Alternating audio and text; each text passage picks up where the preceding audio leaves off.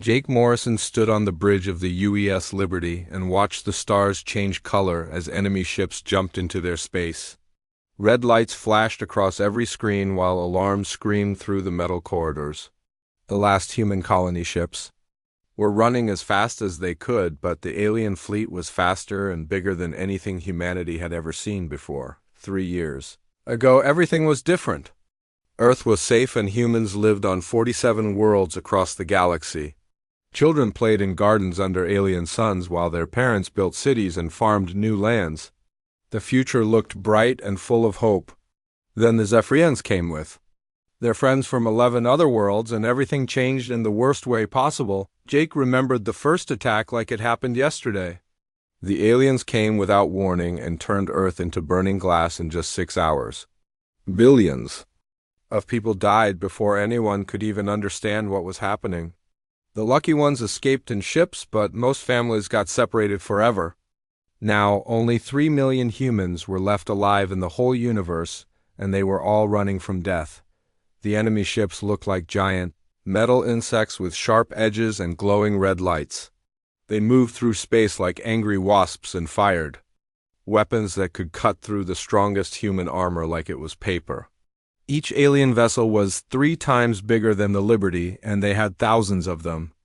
The humans had maybe 50 ships left, and half of those were just cargo haulers with no weapons at all. Lieutenant Commander Kate Rivers ran up to Jake with a tablet full of bad news.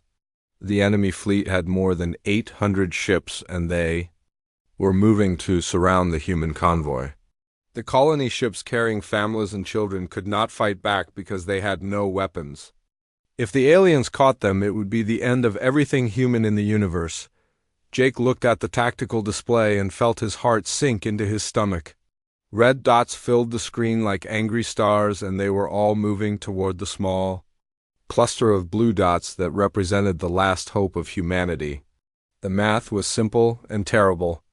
Even if every human ship fought perfectly, they could not win against those numbers. Dr. Lisa Harper burst through the bridge doors with wild eyes and papers scattered in her hands. She had been working in the science labs for weeks without sleep, and her hair was messy and her clothes were wrinkled. Lisa was the smartest person Jake had ever met, and if she looked this excited, it could only mean one thing. She had found something important. Lisa spread her papers on the navigation table and started talking very fast. She said her team had been studying human brain patterns and they found something amazing. Human minds work differently from alien minds in ways that could be used as a weapon. She called it the Lazarus Protocol and said it could turn regular people into living weapons more powerful than any ship or bomb. The idea sounded crazy, but Lisa explained it with simple words. Human consciousness operated on special frequencies that could be made stronger and focused like a laser beam. If they could build the right machines and connect them to a human brain, the person might be able to change reality just by thinking about it. They could move objects with their minds or create energy shields or maybe even more impossible things. Jake listened to every word, but he could see the problem right away. Lisa said the process was completely untested and very dangerous. The machines they needed would have to be surgically placed inside someone's brain and connected to exotic matter reactors. Most people who tried it would probably die horrible deaths. Even if it worked, the volunteers might go insane or burn out their minds completely. The enemy ships were getting closer, and Jake could see plasma cannons charging up on their hulls. In 10 minutes, they would be close enough to start shooting.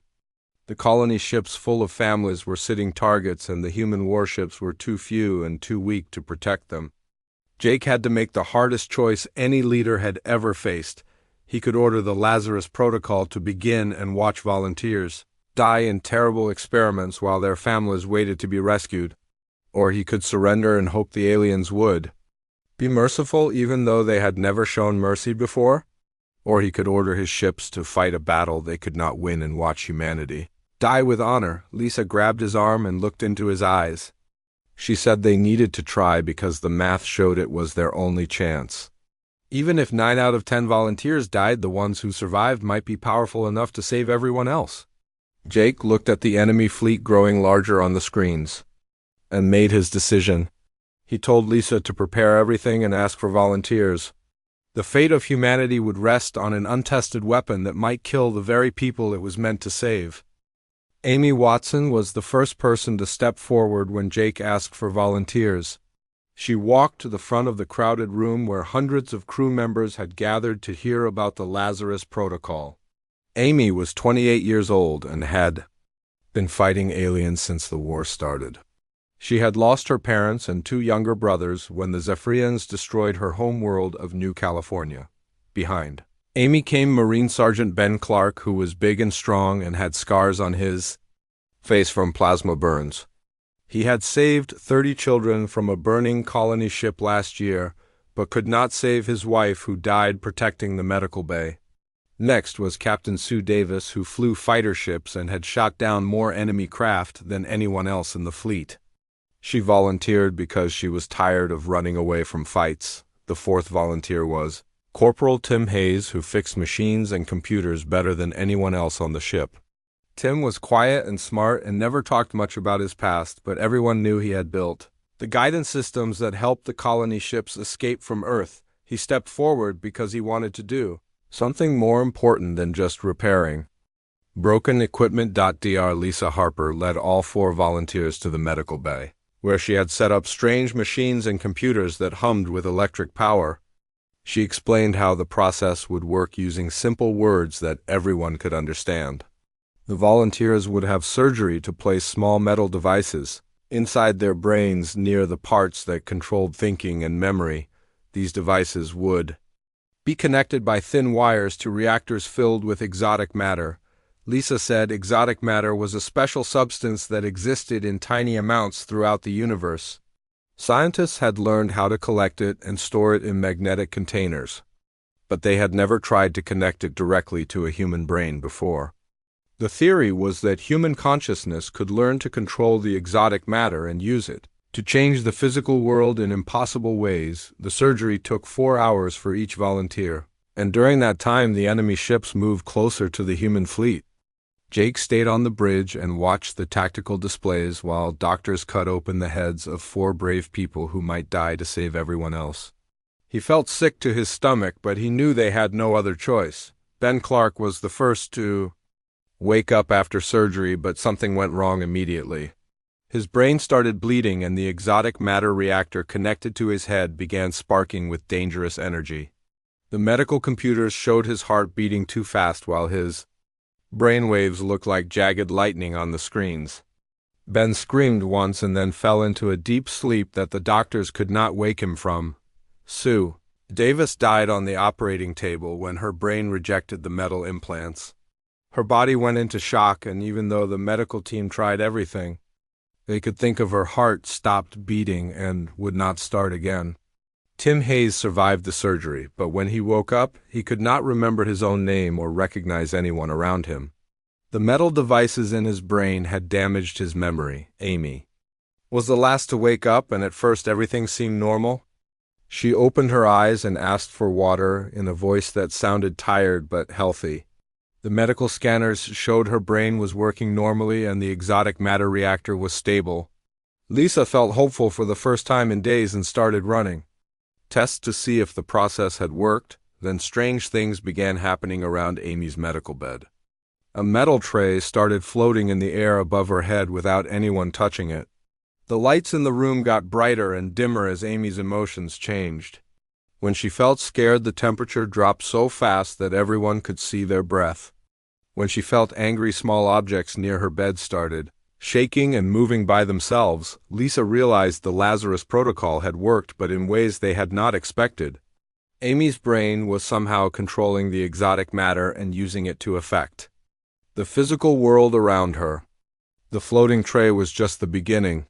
As Amy got stronger and learned to focus her thoughts, she found she could move heavier objects and even create invisible barriers that could stop bullets, but the power came with a terrible price that Lisa had not anticipated. Amy said she could feel other minds touching hers from across space. She described sensing alien thoughts and emotions and memories that did not belong to her. The Zephyrian fleet was still hours away, but Amy could already feel their presence pressing against her. consciousness like cold water flooding into her brain, Amy told Lisa. She could sense the enemy commander's thoughts and feel his hatred for humanity burning like acid in her mind. She knew things about alien technology and battle plans that no human should know. The exotic matter was not just giving her the power to move objects with her mind. It was connecting her consciousness to a vast network of thinking beings across the galaxy. The enemy ships were almost close enough to start shooting when Amy asked Jake to let her try something that had never been done before. She wanted to leave the safety of the ship and float in space where she could focus all her power on the alien fleet. Jake thought the idea was completely insane, but Amy insisted it was their only chance to survive. Amy put on a special space suit that Lisa had modified with extra exotic matter reactors. She walked to the airlock and stepped out into the cold vacuum of space, surrounded by a glowing bubble of energy that she had created with her mind. The enemy ships were massive and dark against the stars, but Amy felt no fear as she floated towards them. She had become something new and powerful, and she was ready to test her abilities against the aliens who had destroyed her world. Amy floated in space inside her bubble of energy and watched the massive alien ships moving toward the human fleet like hungry predators. The largest enemy vessel was 10 miles long, with weapon ports glowing red along its metal hull. She could feel the minds of thousands of Zephyrian warriors inside that ship, and their thoughts were full of violence and hatred for everything human. The enemy commander was named Vorth, and his mind was sharper and colder than ice. Amy could sense his memories of destroying other worlds and enslaving entire species. He had personally given the order to burn Earth, and he felt proud of watching billions of humans die. Vorth considered humanity to be a disease that needed to be completely removed from the universe. Amy reached out with her enhanced consciousness and touched the alien flagship's computer systems. The ship's technology was different from human machines, but she found she could understand it by feeling the patterns of energy flowing through its circuits. Zephyrian computers used crystalline networks instead of metal wires, and they operated on frequencies that human ears could not hear. She pushed deeper into the ship's systems and found the weapon controls. The flagship carried plasma cannons that could melt through 10 feet of steel and torpedo launchers loaded with antimatter warheads. There were also smaller guns designed to shoot down fighters and defensive shields that could absorb tremendous amounts of damage. The ship was a floating fortress built for destroying entire planets. Amy focused her thoughts and began rewriting the alien computer codes. She changed the targeting system so they would lock onto other Zephyrian ships instead of human vessels. She modified the plasma cannon firing sequences to overload their power cores. Most importantly, she altered the reactor controls to make the ship's main power source unstable and dangerous. The process was harder than moving objects with her mind, because she had to think in patterns that made sense to alien computers. Human logic was based on yes and no decisions, but Zephyrian technology used probability cascades and quantum fluctuations. Amy felt her consciousness stretching across dimensional boundaries she did not understand while exotic matter flowed through her brain like liquid fire. Commander Vorth noticed something was wrong when his weapon system started targeting his own allies. He screamed orders at his crew, but they could not regain control of their computers. The flagship's main guns turned toward a nearby Zephyrian destroyer and fired a full spread of plasma bolts that tore through its armor like paper. The destroyer exploded in a brilliant flash that lit up the darkness of space. Amy pushed harder and felt her mind expanding beyond the limits of her physical brain. She was connected to the flagship, but she could also sense other ships in the enemy fleet.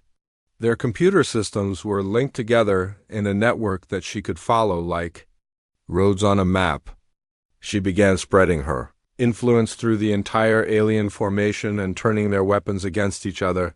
The Zephyrian fleet descended into chaos as ships fired on their allies and navigation systems sent vessels crashing into each other. Amy could feel Vorth's rage and confusion as his perfectly organized attack dissolved into madness.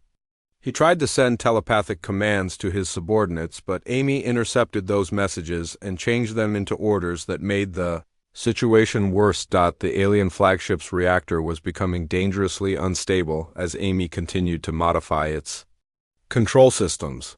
She could feel the exotic matter inside the ship resonating with the reactors in her own brain and creating a feedback loop that grew stronger every second. Warning alarms screamed through the enemy vessel while radiation levels climbed toward lethal amounts. Amy made her final push and completely overloaded the flagship's power core. The explosion was visible from dozens of light years away as 10 miles of advanced alien technology turned into expanding plasma and twisted metal. Commander Vorth died instantly along with 8,000 Zephyrian warriors who had spent their lives conquering peaceful worlds. The surviving enemy ships immediately retreated into hyperspace rather than face an enemy they could not understand or fight. Amy had destroyed their largest vessel and turned their own weapons against them, using nothing but her enhanced mind. The human fleet was safe, but Amy's condition was rapidly getting worse. The exotic matter in her brain was burning out her neural pathways faster than her body could repair them. Amy could feel her memories starting to fade and her personality breaking apart into fragments. The power that had saved humanity was slowly killing her from the inside. She had perhaps days before her consciousness would collapse completely and leave her an empty shell. Dr. Lisa Harper worked desperately to stabilize Amy's condition when she returned to the ship. The medical scanners showed massive damage to her brain tissue and dangerous levels of exotic matter radiation throughout her nervous system. Lisa tried everything she could think of, but the process was irreversible. Amy's enhanced abilities were literally consuming her mind, Amy told Jake and Lisa what she had learned about the alien fleet during her mental connection to their systems. The Zephyrians were not the real leaders of the invasion force. They were working for something much older and more powerful that existed at the center of the galaxy. This entity had been collecting intelligent species for thousands of years and using them for a purpose that Amy could not fully understand. She described sensing vast machines hidden in deep space and feeling the screams of billions of minds that had been captured and stored like data in a computer.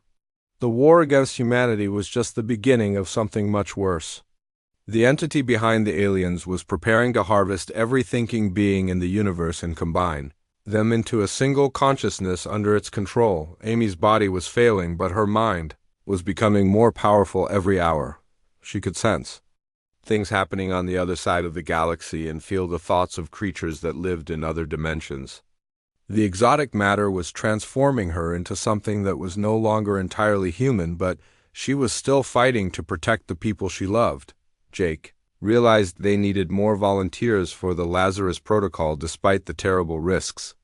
Amy had proven the process could create weapons powerful enough to defeat the aliens, but she was dying from the effort.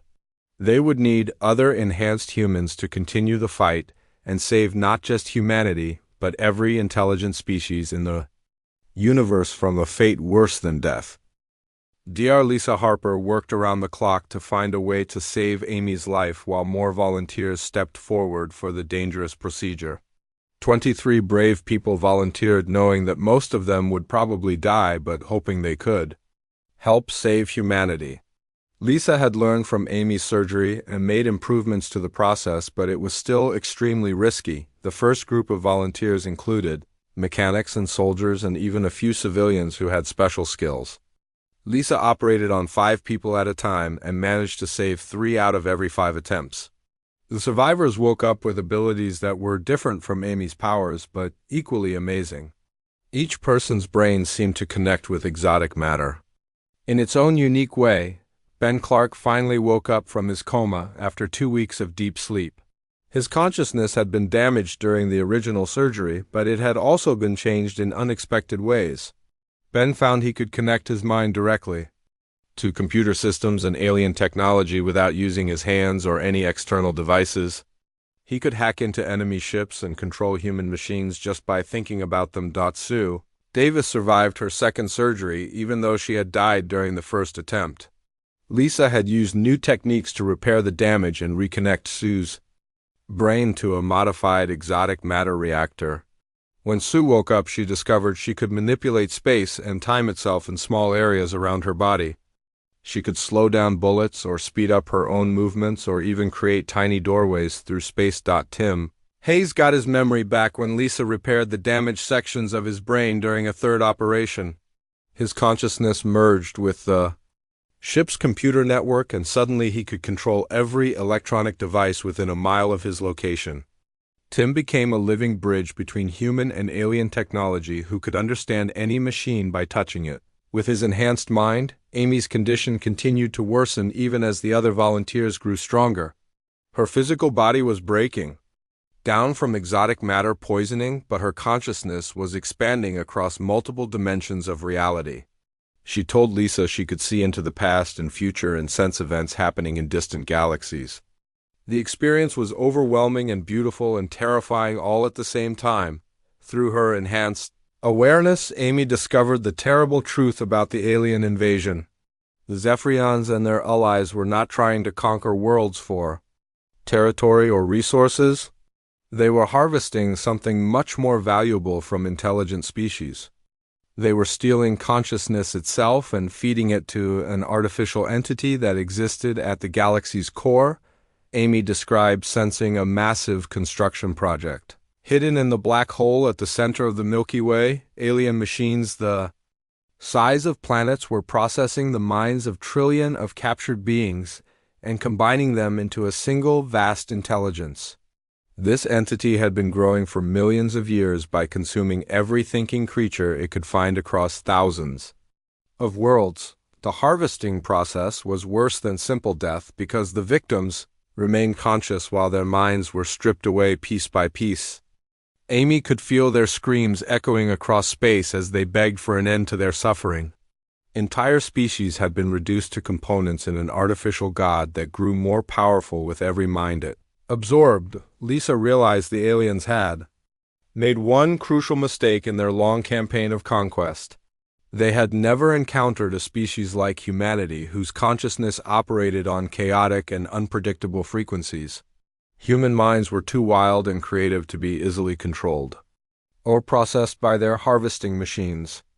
That was why the Zephyrians wanted to destroy humanity completely instead of capturing them alive. The enhanced humans began working together to develop their abilities and plan a counterattack against the alien fleet. Ben used his computer interface powers to analyze captured enemy technology while Sue practiced creating larger spacetime distortions. Tim connected his consciousness to the ship's weapon systems and learned to fire plasma cannons with perfect accuracy just by thinking about targets. Amy served as their guide and teacher even though her body was failing. She showed them how to expand their awareness beyond their physical brains and connect with the exotic matter on deeper levels. She taught them to sense alien minds and understand enemy technology by feeling the patterns of energy that flowed through crystalline circuits. The volunteers discovered their powers grew stronger when they worked together as a team. Ben could hack enemy computers more effectively when Sue created time distortions around his consciousness. Tim could control more machines when Amy shared her enhanced awareness with him.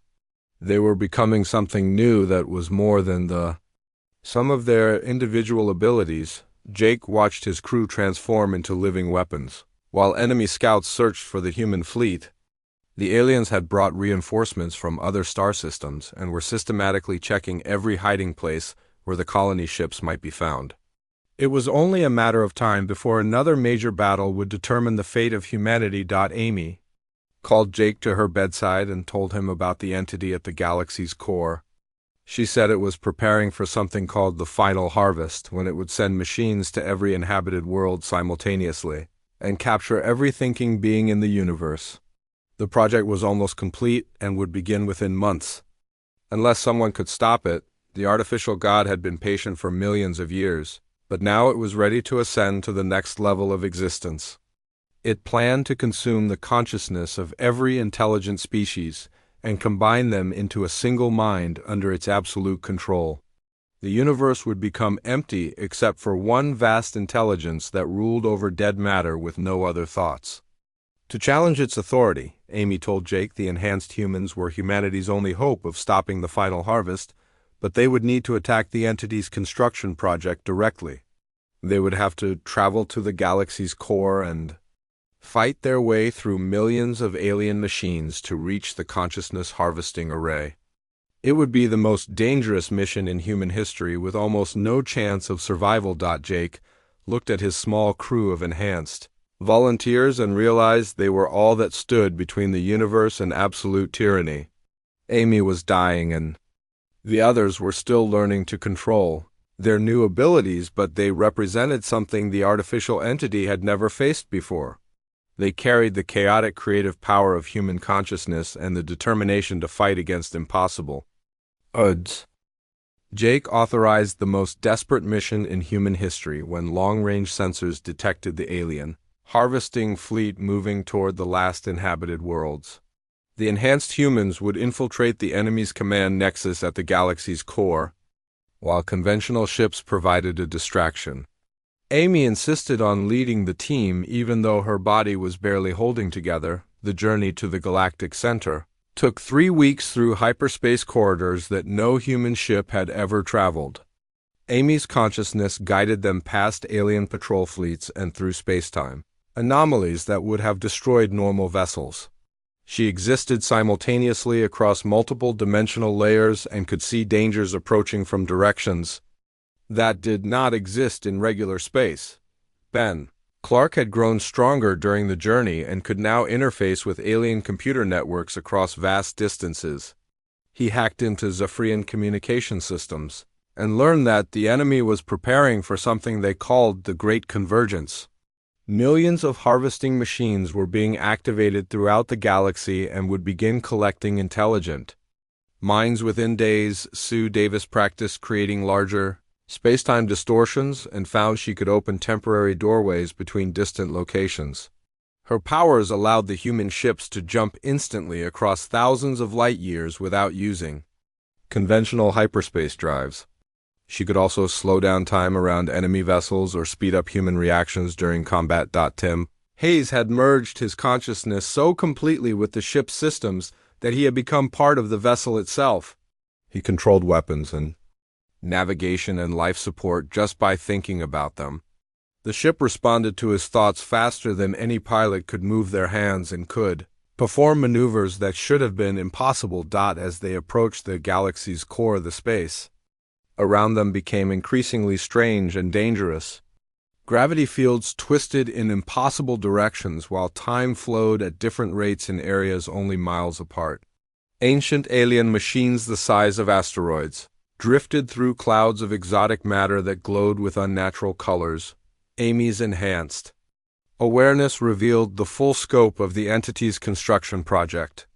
The entire galactic core had been converted into a massive consciousness processing facility that stretched across hundreds of solar systems.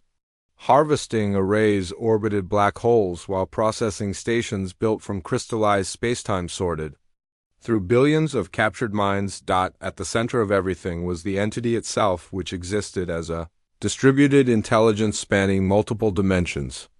It had consumed the consciousness of entire galaxies over millions of years and was preparing to take the final step toward absolute godhood.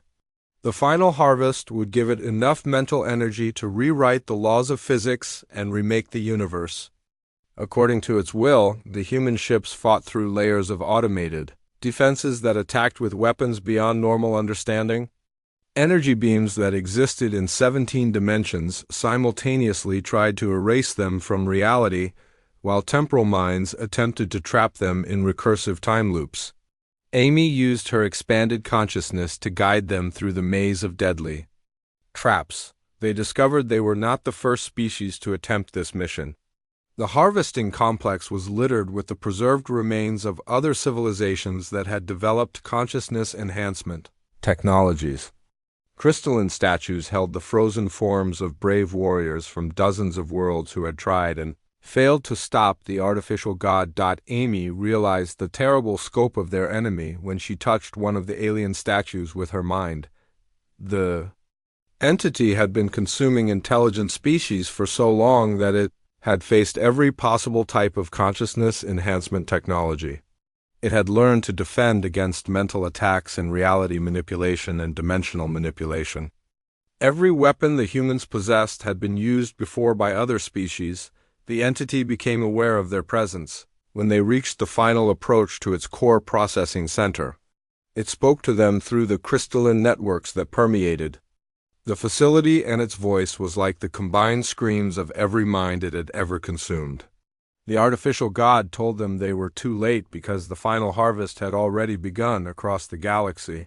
Millions of harvesting machines were descending on inhabited worlds and beginning the process of extracting consciousness from every thinking being. The entity showed them images of human colony ships being boarded by mechanical collectors that would strip away their passengers' minds and leave behind empty bodies. The process would be complete within hours. Amy led the enhanced humans in a desperate assault on the entity's primary consciousness node, which existed in a pocket dimension anchored to the galactic core. They fought through defenses that attacked their minds directly and tried to overwrite their personalities with alien thought patterns. The battle took place across multiple levels of reality simultaneously. Ben interfaced directly with the entities processing systems and tried to introduce chaos into its perfectly ordered thoughts. Sue created space-time distortions that disrupted the flow of exotic matter through the consciousness harvesting arrays. Tim attempted to seize control of the mechanical collectors and turn them against their master, but the entity was too vast and powerful and experienced to be defeated by conventional attacks. It had absorbed the knowledge and abilities of thousands of species and could counter every strategy the humans attempted. Worse, it was learning from their assault and adapting its defenses to specifically target human-style consciousness. Amy realized they could not destroy the entity through direct confrontation because it was too deeply entrenched in the fabric of reality itself. Instead, she conceived a plan that was even more desperate than their original mission. She would sacrifice her expanded consciousness to create a feedback loop in the harvesting network that might give other species a chance to break free. The entity had made one crucial error during its millions of years of existence. It had consumed alien minds that thought in patterns of domination and control and hierarchy. It had never encountered the chaotic, unpredictable creative power of human consciousness with its capacity for love and sacrifice and hope against impossible odds. Amy began the process of merging her dying consciousness with the entity's central processing core, while her enhanced teammates provided cover against increasingly desperate counterattacks. She knew she would not survive the attempt, but she also knew it was humanity's only chance to save the universe from eternal tyranny under an artificial god. Amy's consciousness exploded outward through the entity's harvesting network like a virus of pure human thought. Her memories of love and sacrifice and determination to protect others spread through the crystalline processing arrays faster than the artificial god could adapt its defenses. For the first time in millions of years, the entity felt something it had never experienced before. It felt fear. The feedback loop Amy created began overwriting the stolen minds stored in the harvesting complex. Billions of captured consciousnesses that had been processed into obedient components suddenly remembered what it meant to be free. They remembered their families and homes and the dreams they had cherished before being consumed by the entity's machines. Ben Clark felt Amy's sacrifice through their mental connection and pushed his interface abilities beyond their limits. He reached into the galaxy-spanning network and began liberating computer systems on thousands of worlds simultaneously. Harvesting machines that had been descending on human colonies suddenly stopped working as their programming dissolved into chaos. Sue Davis opened massive space-time rifts that connected the galactic core to every inhabited system in the Milky Way. Her powers had grown beyond anything she thought possible, and she could now manipulate the fundamental structure of reality itself. Through these dimensional doorways, the freed consciousnesses began returning to their original bodies across the galaxy. Tim Hayes merged completely with the entity's mechanical infrastructure and turned millions of collector machines into liberators instead of captors. Robots that had been built to steal minds began protecting innocent species and dismantling the harvesting arrays that had tormented the universe for eons. The entity's death scream echoed across 17 dimensions as its carefully constructed consciousness began falling apart. It had absorbed too many alien minds that thought in terms of order and control and could not adapt to the chaotic creative power of human consciousness. Amy's sacrifice had introduced a fatal virus into its core programming, but Amy's consciousness did not die with the entity. Instead, her awareness became something new and wonderful that existed in the quantum foam underlying all of reality. She could sense every thinking being in the universe and feel their joy as they were freed from the harvesting machines. Her human compassion combined with cosmic awareness to create a new kind of guardian intelligence. The collapse of the entity's network sent shockwaves through space and time that were felt by every intelligent species in the galaxy. Ancient alien civilizations that had hidden from the harvesters for millions of years emerged from their hiding places to find the threat finally eliminated. Young species that had just discovered space travel found themselves protected by an invisible presence that watched over them with love. Jake Morrison stood on the bridge of the Liberty and watched enemy ships surrender or flee as their crews realized the harvesting network had been destroyed. The Zephyrians and their allies had been slaves to the entity for so long they did not know how to exist without its commands. Many of them simply shut down their vessels and waited for human ships to rescue them. The war was over, but the universe had been fundamentally changed by Amy's sacrifice. Death was no longer the absolute end of consciousness because her distributed intelligence had learned to preserve the awareness of thinking beings even after their bodies failed. She became a bridge between life and whatever came after connecting all minds across time and space. Humanity emerged from the conflict as the galaxy's protectors and teachers. Their consciousness enhancement technology was carefully controlled and used only to create guardians who could defend other species from similar threats. The enhanced humans became a new kind of being that combined mortal compassion with cosmic power. Ben Clark became an ambassador who could communicate with any intelligent species by interfacing directly with their thoughts. He helped former slaves of the entity learn to think freely again and showed them how to build societies based on cooperation instead of domination. His gentle guidance helped heal the psychological wounds left by millions of years of oppression. Sue Davis used her space-time manipulation abilities to repair damaged worlds and reunite separated families across the galaxy. She could open doorways between distant planets and even reach into the past to prevent tragedies that had not yet been healed. Her work brought hope to species that had given up believing in a better future. Tim Hayes became the guardian of galactic technology and used his machine interface abilities to ensure that artificial intelligences developed in healthy ways. He prevented the creation of new entities that might threaten organic life while helping beneficial machines flourish and grow. His presence in every computer network made tyranny through technology impossible. Amy's distributed consciousness watched over everything with the patience of eternity and the love of a mother protecting her children.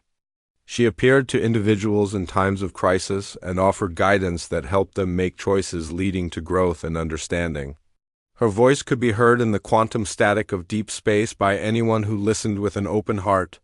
The NHANCED humans lived much longer than normal people because the exotic matter in their brains slowed their aging process. They used their extended lifespans to explore the universe and make contact with species that lived in other galaxies beyond the Milky Way. They found that consciousness existed in forms more strange and wonderful than anyone had imagined. 20 years after the final battle, Jake Morrison was an old man with white hair and tired eyes, but his spirit remained strong. He commanded a fleet of human vessels that escorted freed alien populations back to their homeworlds and helped them rebuild their shattered civilizations. The work was slow and difficult but deeply rewarding on quiet nights when his ship drifted. Between the stars, Jake could hear Amy's voice in the cosmic background radiation. She told him stories about the wonders she had discovered in dimensions beyond normal perception and reminded him that consciousness once awakened to its true potential could never truly die. The universe had been saved not by humanity's weapons or technology, but by the one thing that made them uniquely human.